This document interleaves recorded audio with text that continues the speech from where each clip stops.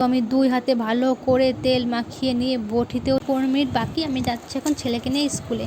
তো আজকে বাজার হয়েছে আমাদের বাড়িতে চিংড়ি মাছ, অন্য কোনো মাছ আনিনি, শুধুমাত্র বালতিতে হাঁড়িতে জল ভরে নিচ্ছি রান্নার জন্য।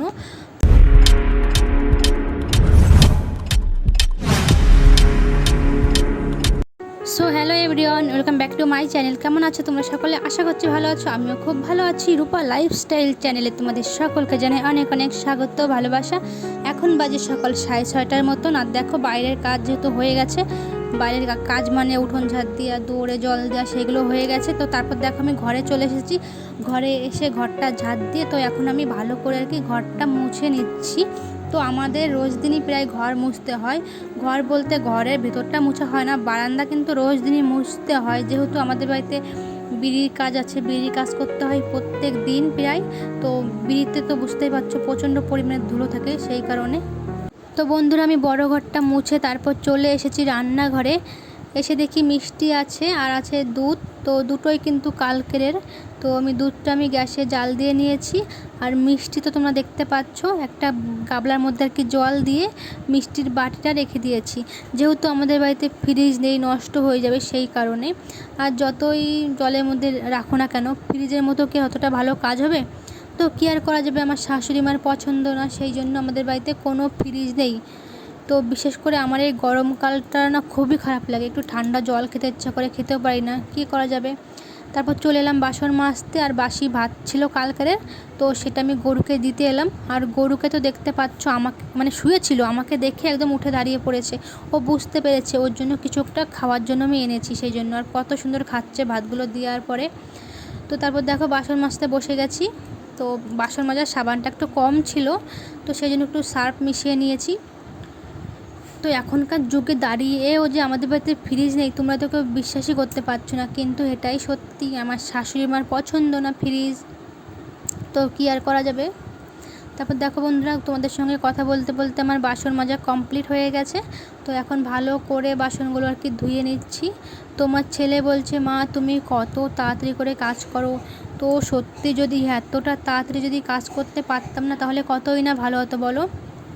তাহলে কাজটা কিন্তু অনেক তাড়াতাড়ি আর কি হয়ে যেত, অনেকটা কাজ আমরা করতে পারতাম আর কি বেশি।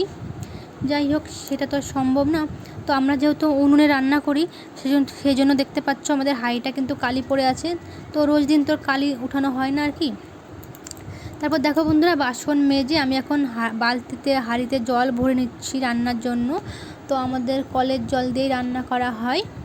তো যেহেতু কলের প্রবলেম, মানে জল পড়ে না, কল থেকে একদমই জল পড়তে চায় না, সেজন্য আর কি মোটর চালিয়ে দিয়ে তারপর জল ভরে নিচ্ছি পাইপ দিয়ে, দেখতে পাচ্ছ। তো এই জলটা কিন্তু কল থেকে আর কি উঠে আসছে মাটির তল থেকে।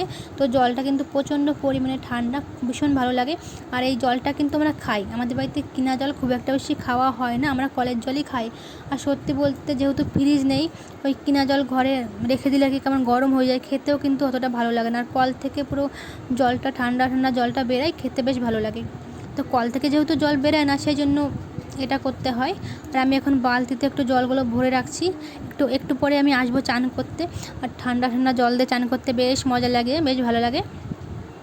আর কি বলবো, মানে ট্যাঙ্কির জল দিয়ে এখন একদমই চান করতে ইচ্ছা করে না, যেহেতু ছাদে প্রচণ্ড পরিমাণে আমাদের রোদ। ট্যাঙ্কির জল তো একদমই গরম হয়ে যায়, মনে হয় যেন আগুনে পুরো গরম করে নিয়েছি, সেই রকম হয়ে যায়। তারপর দেখো বন্ধুরা, ছেলেকে একটু কমপ্লেন খাইয়ে দিয়েছি, আর ছেলে এখন যাচ্ছে আর কি প্রাইভেট পড়তে। এখন বাজে সকাল 7টা কি 7:30টার মতো বাজে হয়তো, যেহেতু স্কুলটা বন্ধ আছে, তো সেজন্য একটু দেরি করে যাচ্ছে আর কি। তো যেহেতু বাড়ির কাছে পড়া বন্ধুরা, সেজন্য ও একাই চলে যেতে পারে, কোনো অসুবিধা হয় না, একাই যায় একাই আসে, একদিক দিয়ে কিন্তু ভালো হয়েছে। তারপর দেখো, তো আজকে বাজার হয়েছে আমাদের বাড়িতে চিংড়ি মাছ, অন্য কোনো মাছ আনিনি, শুধুমাত্র চিংড়ি মাছটাই এনেছে। আমার খুব একটা বেশি পছন্দ নয় চিংড়ি মাছটা, কিন্তু আমার শাশুড়ি মার খুব ভালো লাগে। আর এনেছে দেখো পাটের শাক, উস্ত, ভেন্ডি। তো এগুলো কিন্তু কিনা পাটের শাক, যেহেতু নতুন নতুন আর কি উঠেছে। তো নতুন নতুন পাট শাক দিয়ে চিংড়ি মাছ দিয়ে খেতে কিন্তু বেশ ভালো লাগে। তোমরা কারা কারা খেয়েছো অবশ্যই কমেন্ট করে জানিও। তো তারপর দেখো আমি চান টান পুজো দেওয়া কমপ্লিট হয়ে গেছে, আমি আবারও চলে এসেছি রান্নাঘরে। তো শাশুড়ি মা রান্না করছে, আমি এখন এদিকে যে গুটি গুটি আম পড়েছে গাছ থেকে, তো সেইগুলো আর কি ছুলে দিচ্ছি। তো টক ডাল রান্না করবে সেই জন্য।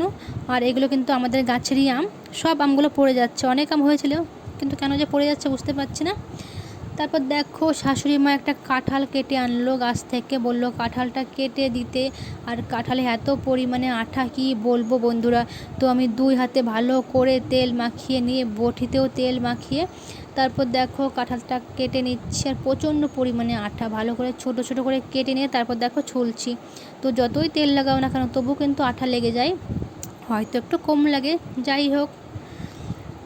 তো দেখো বন্ধুরা, তারপরে এখন বাজে সকাল সকাল বলছি কেন, এখন বাজে বেলা 11:30 মানে 11:15, 11টা বাজতে 15 মিনিট বাকি। আমি যাচ্ছি এখন ছেলেকে নিয়ে স্কুলে। তো চলো বন্ধুরা, আজকের মতো ভিডিওটা আমি এখানেই শেষ করছি। সকলে ভালো থেকো, টাটা।